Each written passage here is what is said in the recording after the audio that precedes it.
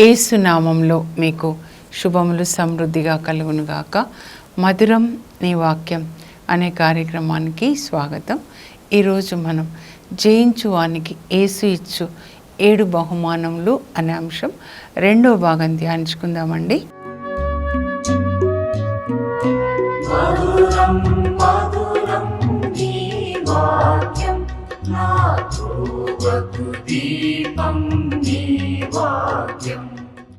నిన్నటి దినాన 7 సంఘాల్లో 2 సంఘములకు యేసు ప్రభు ఇచ్చిన సందేశాన్ని విన్నాము.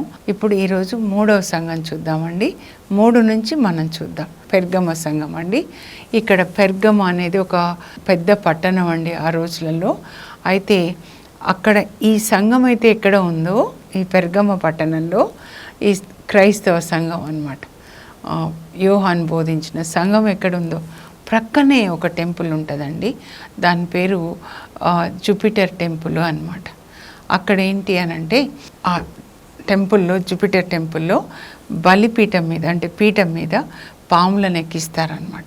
తర్వాత వాళ్ళు ఏదో ఆరాధనలు చేస్తూ ఉంటే అక్కడకి వెళ్ళిన వాళ్ళు, అనారోగ్యంతో ఉన్న వాళ్ళకి స్వస్థత జరుగుతూ ఉంటుంది అన్నమాట. కాబట్టి వీళ్ళు ఈ సంఘం వాళ్ళు ఏం చేస్తున్నారంటే, ఈ సంఘంలో కొంతమంది అక్కడికి వెళ్తే స్వస్థత కలుగుతుంది అని వెళ్తారు. అక్కడ ఇంకా సోదె చెప్పించుకోవడము, తాయెత్తులు కట్టుకోవడము, అక్కడికి వెళ్తే ఇలా జరుగుతుంది అని వాళ్ళు వెళ్తారనమాట. అయితే అందుకని ప్రభు ఇక్కడ ఒక కంప్లైంట్ తీసుకొని వస్తున్నారనమాట. ఇక్కడ 2 కంప్లైంట్స్ అండి. మీరు ఇలా బాలాము అనుయాయులు ఉన్నారు అక్కడ. ఆ తర్వాత ఇంకొకటి ఏంటంటే నికోలాయితులు, వాళ్ళు కూడా ఇక్కడ ఉన్నారు అని చూద్దామండి. ఇప్పుడు మనం కూడా చూస్తాం కదా, చర్చికి వస్తారు, ఇక్కడ జీసస్ ఈజ్ లార్డ్ అంటారు, మళ్ళీ అక్కడికి వెళ్తారు, తాయెత్తులు కట్టించుకుంటారు. అలా చేయకూడదండి. కీర్తన 16:4లో అన్య దైవములను ఆశ్రయించువారు పెక్కు శ్రమలకు గురి అగుదురు. మీరు దయచేసి అలా చేయకండి, శ్రమల్ని కొని తెచ్చుకోకండి. ఇలా ఈ సంఘం వాళ్ళు ఏంటంటే ఇక్కడికి వెళ్తారనమాట సోదె చెప్పించుకోవడానికి. అక్కడ స్వస్థతలు అవుతాయని అక్కడికి వెళ్ళి అక్కడ ఆరాధిస్తారనమాట. అట్లా చేయకూడదు. ద్వితీయోపదేశకాండం 18:10లో దేవుడు చెప్తున్నారండి, అక్కడ మీరు మంత్రతంత్రాలు ఉపయోగించుకొనకండి, శకునములు చెప్పించుకొనకండి, జ్యోతిష్లను సంప్రదించకండి, భూతములను ఆవాహనం చేయించకూడదు. అలా చేయకండి, శ్రమల పాలు కాకండి. ఇంకా ఇక్కడ ఏంటి అంటే, ఒకటేమో ఈ టెంపుల్ అండి, అక్కడికి వెళ్తారనమాట. ఇంకొకటి ఏంటంటే అక్కడ ఎంపరర్ టెంపుల్ కూడా ఉండేదండి ఆ రోజులలో. అంటే చక్రవర్తులు, సీజర్ అని పిలుస్తారు.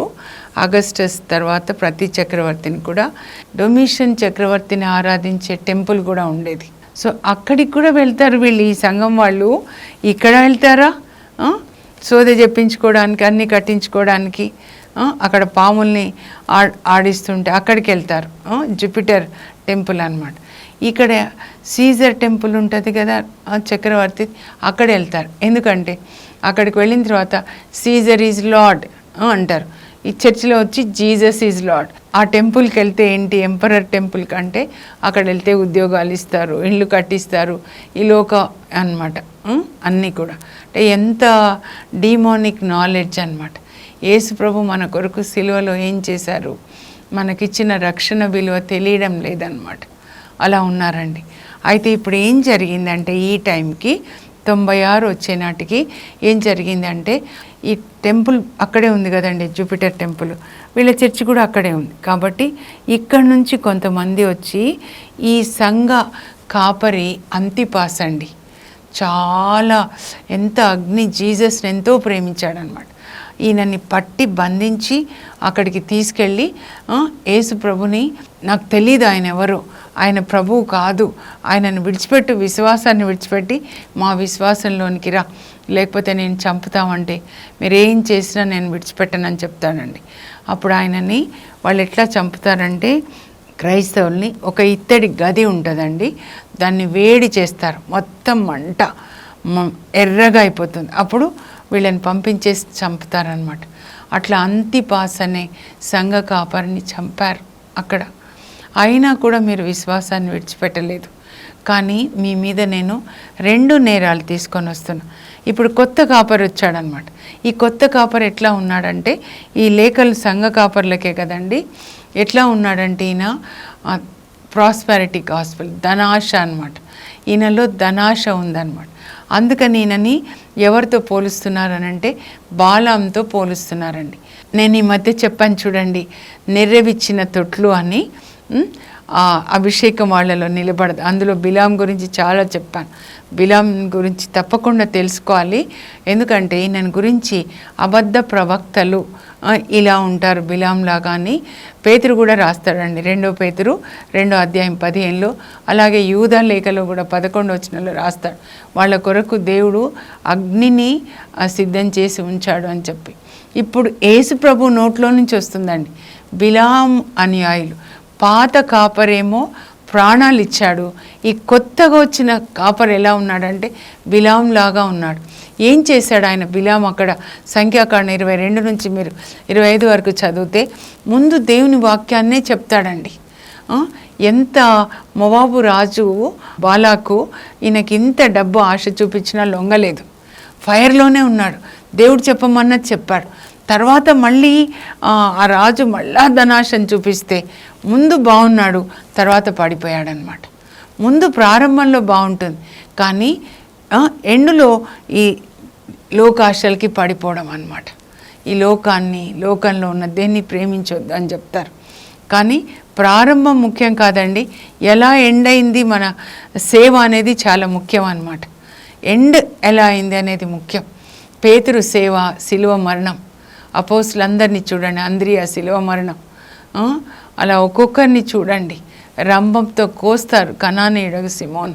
ఈయన ధనాశకి లోబడి ఏం చేస్తున్నాడంటే, అక్కడ బిలాము ధనాశకి లోబడి బాలాకు మొవాబు రాజుకి రాంగ్ అడ్వైజ్ ఇస్తాడండి. ఈ ఇజ్రాయేల్ ప్రజలు వచ్చి ఇక్కడ పాపం చేసేటట్లుగా వాళ్ళ పండుగ వస్తుంది.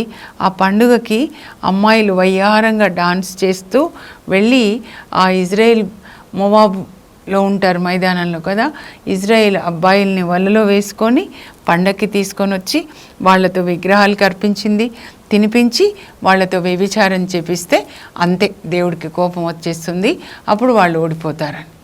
ఎంత తప్పుడు సలహా ఇచ్చి ఇజ్రాయేల్ ప్రజలు విగ్రహాలకి అర్పించబడింది తినేటట్లుగా, అలాగే జారత్వం చేసేటట్లుగా చేశాడు. ధనానికి ఆశపడి, ధనాశ వలన ఎంత తప్పుడు సలహాలను ఇచ్చాడు. అలాంటి వాళ్ళు ఉన్నారు, ధనాశకి ఆశపడి ప్రాస్పారిటీ గాస్పెల్ గురించి చెప్తున్నారు. అది కాదండి, ప్రవక్తలు చెప్పింది, యేసుప్రభు చెప్పింది, బాప్తిస్మం ఏమని చెప్పింది, శిష్యులు బోధించింది, హృదయ పరివర్తన చెందండి. ఇప్పుడు కూడా యేసుప్రభు చెప్పేది చివరి మెసేజ్, 5 మెసేజెస్ అండి ఈ 5 సంఘాలకు అన్నమాట. 2ంటికి ఏమీ హెచ్చరికలు లేవు, ఫిలడెల్ఫియా సంఘానికి, తర్వాత స్మిర్నా సంఘానికి. ఇక్కడ కూడా ఆయన చెప్తున్నాడు, హృదయ పరివర్తన చెందండి. ప్రాస్పారిటీ, ధనం, వాక్యం చూస్తే బాగుంటుంది, చివరిలో మళ్ళా ధనం అన్నమాట. ధనాశకి లోబడి ఇలాంటి వాళ్ళు ఉన్నారు అని చెప్తున్నారు. ఇంకొకరు ఎవరంటే నికోలాయితులు, వాళ్ళని కూడా మీరు సహిస్తున్నారు. మొదటి సంఘంలో కూడా నికోలాయితులని వాళ్ళు ఏం చేస్తున్నారు, వాళ్ళు సహించట్లేదు ఎఫెస్ సంఘం. కానీ వీళ్ళు ఇట్స్ ఓకే అంటున్నారు. ఎవరి నికోలా? అపోస్తల కార్యాలు 6వ అధ్యాయం. మీరు అపోస్తల కార్యాలు చదవకపోతే తర్వాత బైబిల్ ఏది అర్థం కాదండి. అక్కడ 6వ అధ్యాయంలో 7 డీకన్స్, సహాయకులను ఎన్నుకుంటారు సోషల్ సర్వీస్ చేయడానికి, so that we can fully concentrate in prayer and also in preaching the gospel అని 12 మంది మా సమయం అంతా ప్రార్థనలో మరి సువార్త బోధనలో గడుపుతాము. ఈ సోషల్ సర్వీసు ఇంకా ఒక 7 అప్పచెప్దామంటే ఆ 7 ఎన్నుకుంటారు. అందులో మొదటి వ్యక్తి స్టీఫన్గా ఉంటాడు, చివరిగా నికోలా ఉంటాడనమాట. ఈ నికోలా మెల్లగా ఈయన దారి తప్పుతాడండి. ఈయన కూడా అన్హోలీ లాస్ ప్రీచింగ్ చేస్తాడనమాట. ఆయన యొక్క శిష్యులని నికోలైటన్స్ అంటారండి. మీరు బైబిల్ డిక్షనరీ చదవండి, లేకపోతే డేక్స్ బైబిల్లో ఉంటుంది వీళ్ళ గురించి చాలా క్లియర్గా ఇవన్నీ ఉంటాయన్నమాట చదివితే.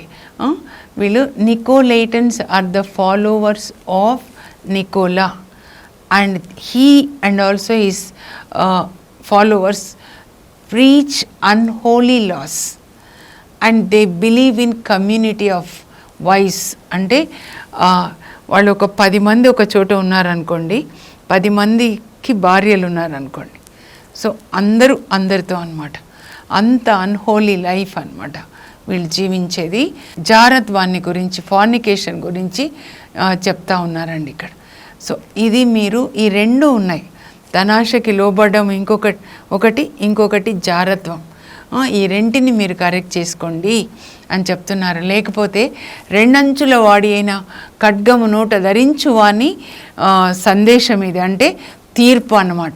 నా నోటి నుంచి వచ్చే ఈ యొక్క వాక్యం ఖడ్గంతో నేను వాళ్ళతో యుద్ధం చేస్తానంటే నా తీర్పుని వాళ్ళు తప్పించుకోలేరు అని చెప్తున్నారు అనమాట యేసుప్రభు. కానీ జయించిన వానికి నేను మన్నానిస్తాను. మన్నా అంటే యేసుప్రభు అండి, ఆయన వాక్యం అన్నమాట. మన్నానిస్తాను, తెల్లని రాతి పలకను కూడా ఇస్తానంటారు.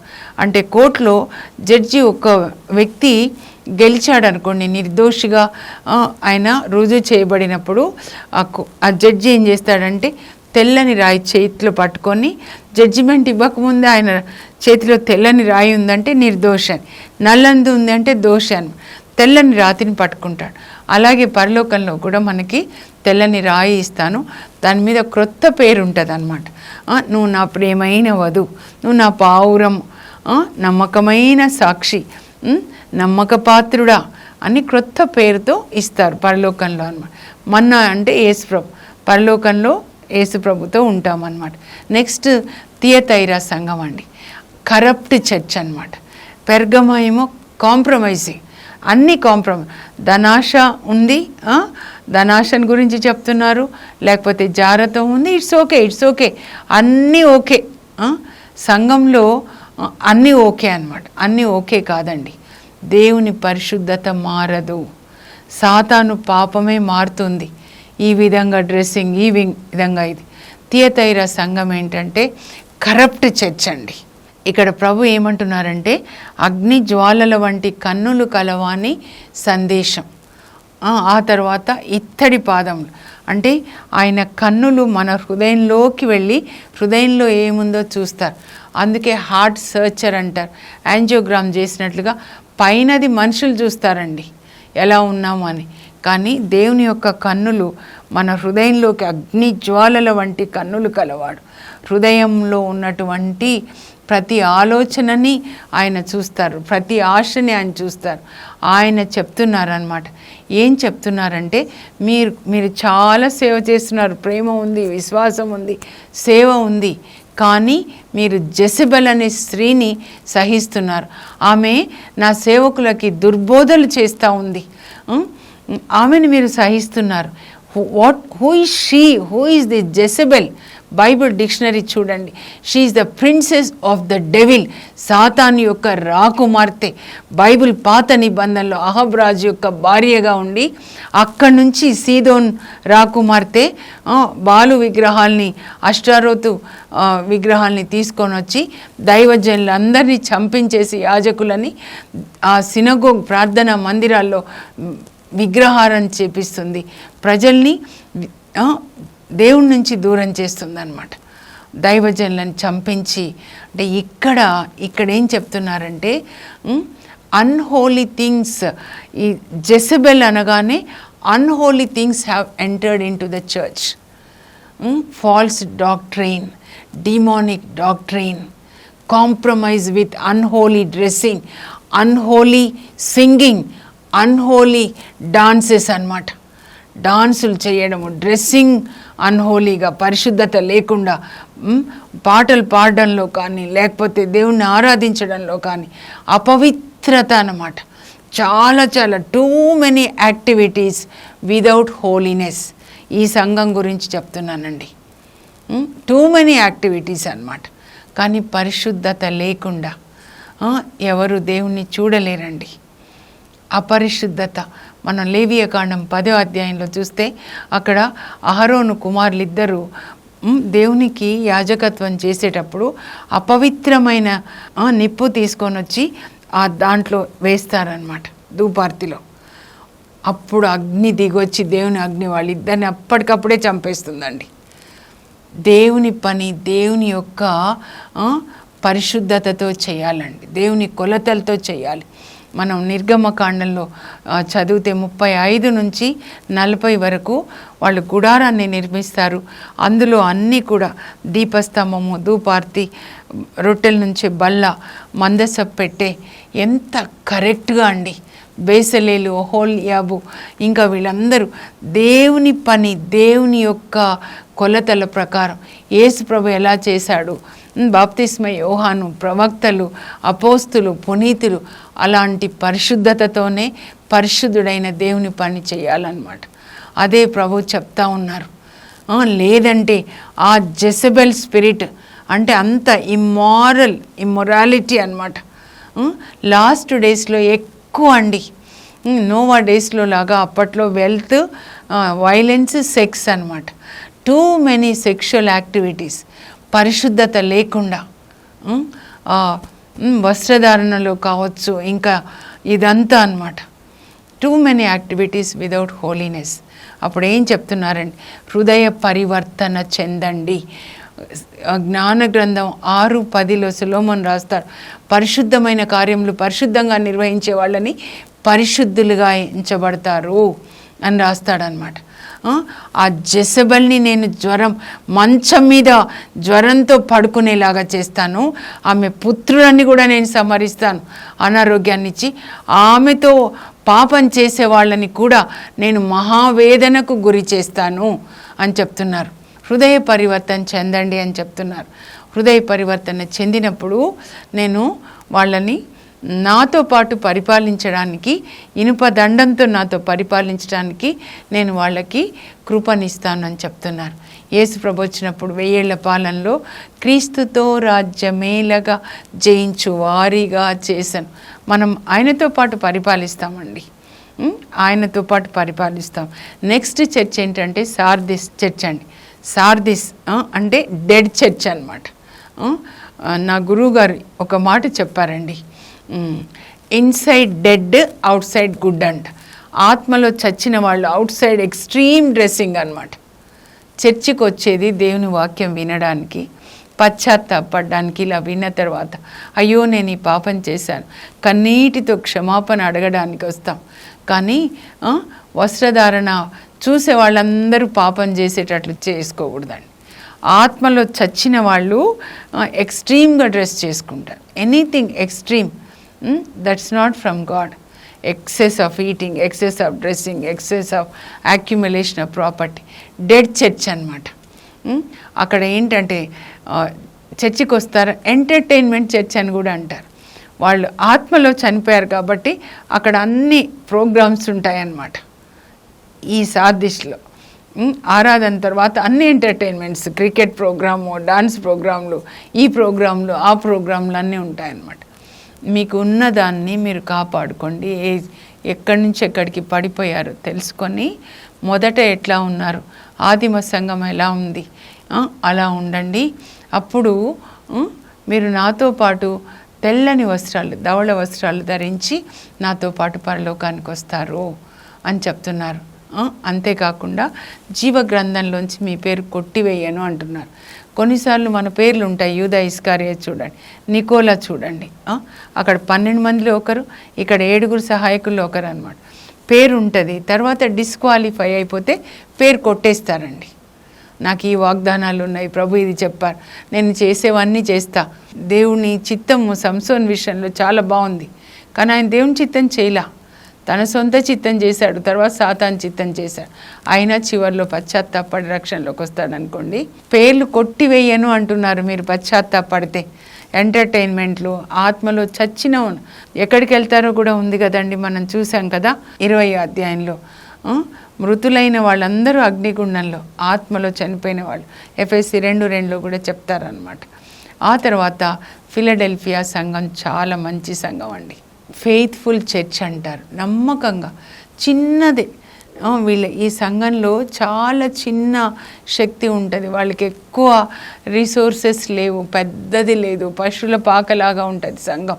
కానీ అందరూ నమ్మకంగా ఉంటారు. ఏ వాక్యాన్ని విన్నారో దాన్ని పాటిస్తున్నారు. సంఘ కాపరి ఎంతో నమ్మకంగా పనిచేస్తున్నాడు అన్నమాట. పరిశుద్ధంగా దేవుని పనిచేసి సంఘాన్ని నడిపిస్తున్నాడు. నేను నీకోసం ద్వారం తెరిచి ఉన్నానని చెప్తున్నారు. నీకు కొద్దిగా శక్తి ఉంది కానీ చాలా నమ్మకంగా ఉంది కనుక ఇప్పుడు రాబోయే దినాల్లో చాలా కష్టమైన పరిస్థితుల్లో నేను నిన్ను కాపాడుతాను. నేను నిన్ను ప్రేమిస్తున్నానని నీ శత్రువులందరూ తెలుసుకుంటారు. నిన్ను హింసించిన వాళ్ళు వచ్చి నీ కాళ్ళ మీద పడేలాగా చేస్తాను.